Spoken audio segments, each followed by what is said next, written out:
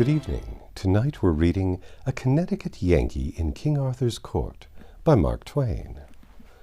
Chapter 34, The Yankee and the King Sold as Slaves.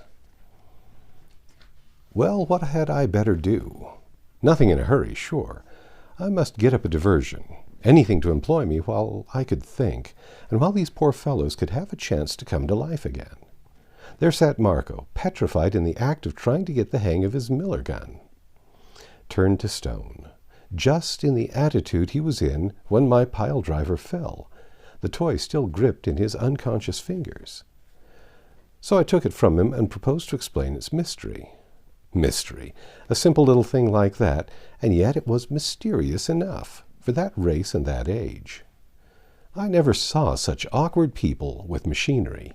You see, they were totally unused to it. The miller gun was a little double-barreled tube of toughened glass with a neat little trick of a spring to it, which upon pressure would let a shot escape. But the shot wouldn't hurt anybody. It would only drop into your hand. In the gun were two sizes, wee mustard seed shot and another sort that was several times larger. They were money. The mustard seed shot represented millrays, the larger one mills. So the gun was a purse, and very handy, too. You could pay out money in the dark with it, with accuracy, and you could carry it in your mouth or in your pocket if you had one. I made them of several sizes, one size so large that it would carry the equivalent of $1. Using shot for money was a good thing for the government. The metal cost nothing, and the money couldn't be counterfeited, for I was the only person in the kingdom who knew how to manage a shot tower. Paying the shot soon came to be a common phrase. Yes, and I knew it would still be passing men's lips away down in the 19th century, yet none would suspect how and when it originated. The king joined us about this time, mightily refreshed by his nap and feeling good. Anything could make me nervous now. I was so uneasy, for our lives were in danger, and so it worried me to detect a complacent something in the king's eye which seemed to indicate that he had been loading himself up for a performance of some kind or other. Confound it, why must he go and choose such a time as this? I was right. He began straight off in the most innocently artful and transparent and lubberly way to lead up to the subject of agriculture. The cold sweat broke out all over me. I wanted to whisper in his ear, "Man, we are in awful danger. Every moment is worth a principality till we get back these men's confidence. Don't waste any of this golden time." But of course I couldn't do it. Whisper to him? It would look as if we were conspiring. So I had to sit there and look calm and pleasant while the king stood over that dynamite mine and mooned along about his damned onions and things. At first, the tumult of my own thoughts, summoned by the danger signal, and swarming to the rescue from every quarter of my skull, kept up such a hurrah and confusion and fifing and drumming that I couldn't take in a word. But presently, when my mob of gathering plans began to crystallize and fall into position, and form line of battle, a sort of order and quiet ensued, and I caught the boom of the king's batteries, as if out of remote distance. "Were not the best way, methinks, albeit it is not to be denied that authorities differ, as concerning this point, some contending that the onion is but an unwholesome berry when stricken early from the tree." The audience showed signs of life, and sought each other's eyes in a surprised and troubled way. "While as others do yet maintain, with much show of reason, that this is not of necessity the case, instancing that plums and other like cereals do be always dug in the unripe state." The audience exhibited distinct distress, yes, and also fear. "Yet are they clearly wholesome, the more especially when one doth assuage the asperities of their nature by admixture of the tranquilizing juice of the wayward cabbage." The wild lights of terror began to show in these men's eyes, and one of them muttered, "These be errors, every one. God hath surely smitten the mind of this farmer." I was in miserable apprehension. I sat upon thorns. And further instancing the known truth that in the case of animals the young, which may be called the green fruit of the creature, is the better, all confessing that when a goat is ripe, his fur doth heat and sore engame his flesh, the which defect, taken in connection with his several rancid habits and fulsome appetites, and godless attitudes of mind, and bilious qualities of moral, they rose up and went for him, with a fierce shout. The one would betray us, the other is mad. Kill them! Kill them! They flung themselves upon us. What joy flamed up in the king's eye! He might be lame in agriculture, but this kind of thing was just in his line. He had been fasting long, and he was hungry for a fight. He hit the blacksmith a crack under the jaw that lifted him clear off his feet and stretched him flat on his back. St. George for Britain! And he downed the wheelwright. The mason was big, but I laid him out like nothing.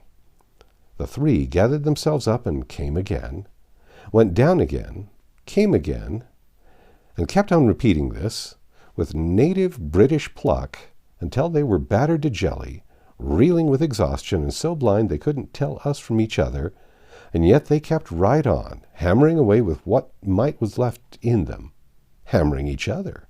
For we stepped aside and looked on while they rolled and struggled and gouged and pounded and bit, with the strict and wordless attention to business of so many bulldogs. We looked on without apprehension, for they were fast getting past ability to go for help against us, and the arena was far enough from the public road to be safe from intrusion. Well, while they were gradually playing out, it suddenly occurred to me to wonder what had become of Marco. I looked around. He was nowhere to be seen. Oh, but this was ominous. I pulled the king's sleeve, and we glided away and rushed for the hut. No Marco there. No Phyllis there. They had gone to the road for help, sure. I told the king to give his heels wings, and I would explain later. We made good time across the open ground, and as we darted into the shelter of the wood, I glanced back and saw a mob of excited peasants swarm into view, with Marco and his wife at their head. They were making a world of noise, but that couldn't hurt anybody. The woods were dense, and as soon as we were well into its depths, we would take to a tree and let them whistle.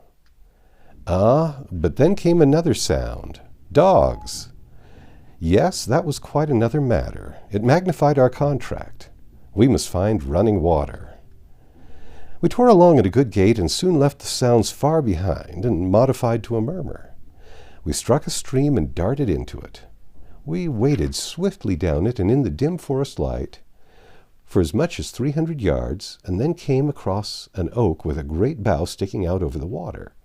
We climbed up onto this bough and began to work our way along it to the body of the tree.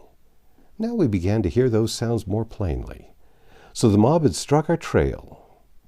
For a while the sounds approached pretty fast, and then for another while they didn't. No doubt the dogs had found the place where we had entered the stream, and were now waltzing up and down the shores trying to pick up the trail again. When we were snugly lodged in the tree and curtained with foliage, the king was satisfied, but I was doubtful. I believed that we could crawl along a branch and get into the next tree, and I judged it worthwhile to try. We tried it and made a success of it, though the king slipped at the junction and came near to failing to connect. We got comfortable lodgment and satisfactory concealment among the foliage. Then we had nothing to do but listen to the hunt. Presently we heard it coming, and coming on the jump, too. Yes, and down both sides of the stream. Louder and louder. Next minute it swelled up, swiftly up into a roar of shoutings, barkings, tramplings, and swept by like a cyclone. I was afraid that overhanging branch would suggest something to them, said I. But I don't mind the disappointment. Come, my liege, it were all well that we make good use of our time. We flank them. Dark is coming on presently. If we can cross the stream and get a good start, and borrow a couple of horses from somebody's pasture to use for a few hours, we shall be safe enough. We started down and got nearly to the lowest limb when we seemed to hear the hunt returning. We stopped to listen. Yes, said I, they're baffled. They've given up. They're on their way home. We will climb back to our roost again and let them go by." So we climbed back. The king listened a moment and said, "They still search. I wit the sign. We did best to abide." He was right. He knew more about hunting than I did. The noise approached steadily, but not with a rush. The king said, "They reasoned that we were advantaged by no parlous start of them, and being on foot are as yet no mighty way from where we took the water." "Yes, sire, that is about it, I'm afraid, though I was hoping better things." The noise drew nearer and nearer, and soon the van was drifting under us on both sides of the water. A voice called a halt from the other bank and said, "And they were so minded, they could get to yon tree by this branch that o'erhangs, and yet not touch ground. You will do well to send a man up it." "Marry, that we will do." I was obliged to admire my cuteness in foreseeing this very thing, and swapping trees to beat it. But, don't you know, there are some things that can beat smartness and foresight? Awkwardness and stupidity can. The best swordsman in the world doesn't need to fear the second best swordsman in the world. No, the person for him to be afraid of is some ignorant antagonist who has never had a sword in his hand before. He doesn't do the thing he ought to do, and so the expert isn't prepared for him. He does the thing he ought not to do, and often it catches the expert out and ends him on the spot. Well, how could I, with all my gifts, make any valuable preparation against a nearsighted, cross-eyed, puddin'-headed clown who would aim himself at the wrong tree and hit the right one? And that is what he did. He went for the wrong tree, which was, of course, the right one, by mistake, and up he started. Matters were serious now. We remained still and awaited developments. The peasant toiled his difficult way up. The king raised himself up and stood. He made a leg ready, and when the comer's head arrived in reach of it, there was a dull thud, and down went the man floundering to the ground. There was a wild outbreak of anger below, and the mob swarmed in from all round, and we were treed and prisoners. Another man started up. The bridging bough was detected, and a volunteer started up the tree that furnished the bridge. The king ordered me to play Horatius and keep the bridge. For a while the enemy came thick and fast, but no matter, the headman of each procession always got a buffet that dislodged him as soon as he came in reach. The king's spirits rose. His joy was limitless. He said that if nothing occurred to mar the prospect, we should have a beautiful night, for on this line of tactics we could hold the tree against the whole countryside. However, the mob soon came to that conclusion themselves, wherefore they called off the assault and began to debate other plans. They had no weapons, but there were plenty of stones, and stones might answer. We had no objections. A stone might possibly penetrate to us once in a while, but it wasn't very likely. We were well protected by boughs and foliage, and were not visible from any good aiming point. If they would but waste half an hour in stone throwing, the dark would come to our help. We were feeling very well satisfied. We could smile, almost laugh. But we didn't, which was just as well, for we should have been interrupted. Before the stones had been raging through the leaves and bouncing from the boughs 15 minutes, we began to notice a smell. A couple of sniffs of it was enough of an explanation. It was smoke. Our game was up at last. We recognized that.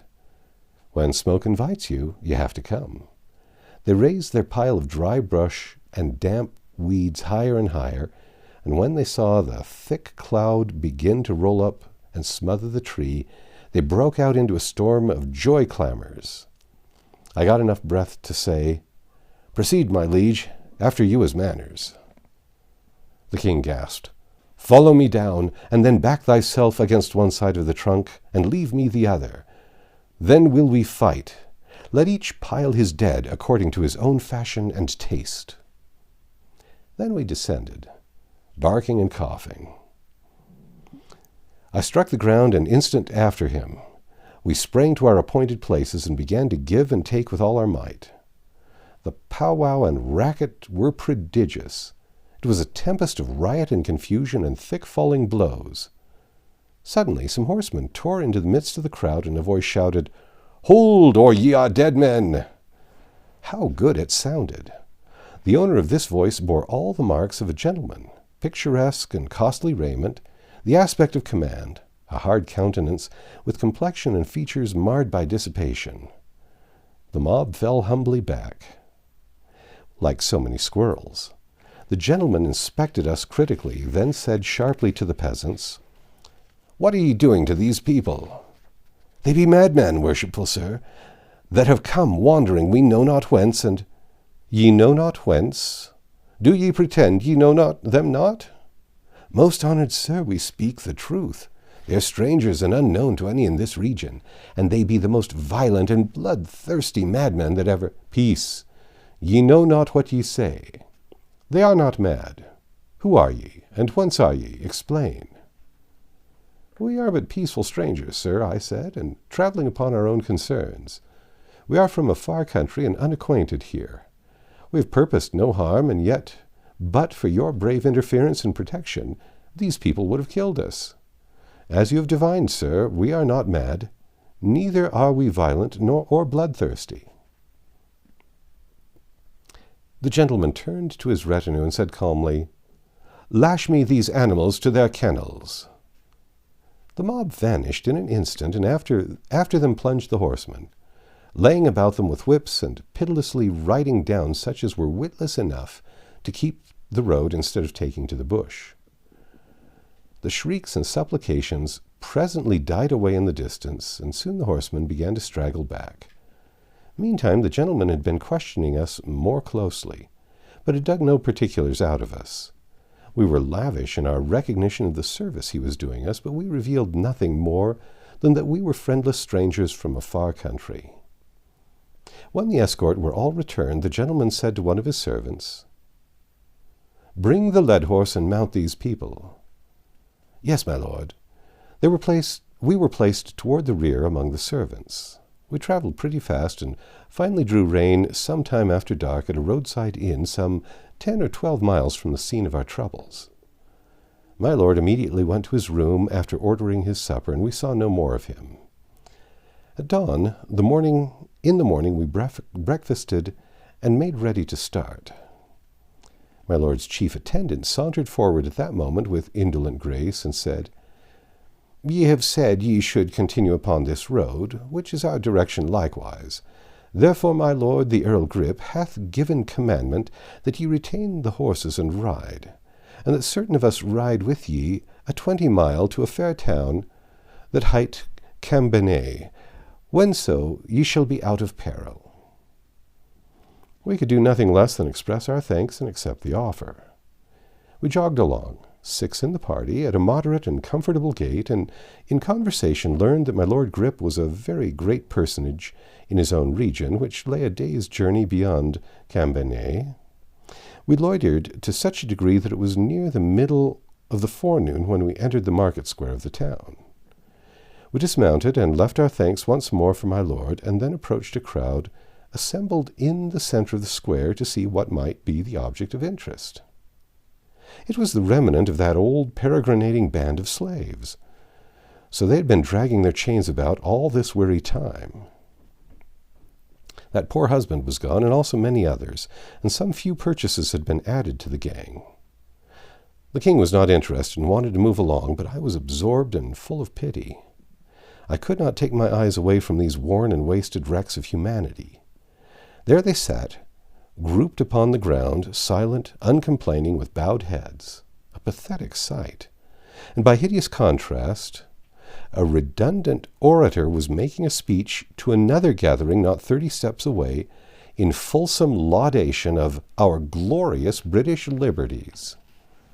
I was boiling. I had forgotten I was a plebeian. I was remembering I was a man. Cost what it might, I would mount that rostrum and— click! The king and I were handcuffed together. Our companions, those servants, had done it. My Lord Grip was looking on. The king burst out in fury and said, "What meaneth this ill-mannered jest?" My lord merely said to his head miscreant coolly, Put up the slaves and sell them. Slaves? The word had a new sound, and how unspeakably awful. The king lifted his manacles and brought them down with a deadly force, but my lord was out of the way when they arrived. A dozen of the rascal's servants sprang forward, and in a moment we were helpless, with our hands bound behind us. We so loudly and earnestly proclaimed ourselves freemen that we got the interested attention of that liberty-mouthing orator and his patriotic crowd, and they gathered about us and assumed a very determined attitude. The orator said, "If indeed ye are free men, ye have naught to fear. The God-given liberties of Britain are about ye for your shield and shelter." Applause. "Ye shall soon see. Bring forth your proofs." What proofs? Proofs that ye are free men. I remembered. I came to myself. I said nothing, but the king stormed out, "Thou art insane, man. It were better, and more in reason, that this thief and scoundrel here prove that we are not free men." You see, he knew his own laws just as other people so often know the laws, by word, not by effects. They take a meaning and get to be very vivid when you come to apply them to yourself. All hands shook their heads and looked disappointed. Some turned away, no longer interested. The orator said, and this time in the tones of business, not of sentiment, "And ye do not know your country's laws? It were time ye learned them. Ye are strangers to us. Ye will not deny that. Ye may be freemen, we do not deny that, but also ye may be slaves. The law is clear. It doth not require the claimant to prove ye are slaves. It requireth you to prove ye are not." I said, "Dear sir, give us only time to send to Astolat, or give us only time to send to the Valley of Holiness." "Peace, good man. These are extraordinary requests, and you may not hope to have them granted. It would cost much time and would unwarrantably inconvenience your master." "Master? Idiot!" stormed the king. "I have no master. I myself am the—" "Silence, for God's sake!" I got the words out in time to stop the king. We were in trouble enough already. It could not help us to give these people the notion we were lunatics. There's no use in stringing out the details. The earl put us up and sold us at auction. This same infernal law had existed in our own South in my own time, more than 1,300 years later, and under it hundreds of freemen who could not prove that they were freemen had been sold into lifelong slavery without the circumstance making any particular impression upon me. But the minute law and the auction block came into my personal experience, a thing which had been merely improper before became suddenly hellish. Well, that's the way we are made. Yes, we were sold at auction, like swine. In a big town and an active market, we should have brought a good price. But this place was utterly stagnant, and so we sold at a figure which makes me ashamed every time I think of it. The King of England brought $7, and his Prime Minister 9, whereas the king was easily worth 12, and I as easily worth 15. But that is the way things always go. If you force a sale on a dull market, I don't care what the property is, you're going to make a poor business of it. And you can make up your mind to it. If the earl had had wit enough to... However, there is no occasion for my working my sympathies up on his account. Let him go for the present. I took his number, so to speak. The slave dealer bought us both and hitched us onto that long chain of his, and we constituted the rear of the procession. We took up our line of march and passed out of Cambenet at noon, and it seemed to me unaccountably strange and odd that the King of England and his chief minister, marching manacled and fettered and yoked in a slave convoy, could move by all manner of idle men and women, and under windows where sat the sweet and lovely, and yet never attract a curious eye, never provoke a single remark. Dear, dear, it only shows that there is nothing diviner about a king than there is about a tramp, after all. He is just a cheap and hollow artificiality when you don't know he is a king. But reveal his quality, and dear me, it takes your very breath away to look at him. I reckon we are all fools, born so, no doubt. That's the end of chapter 34. Come back tomorrow and we'll read chapter 35, A Pitiful Incident.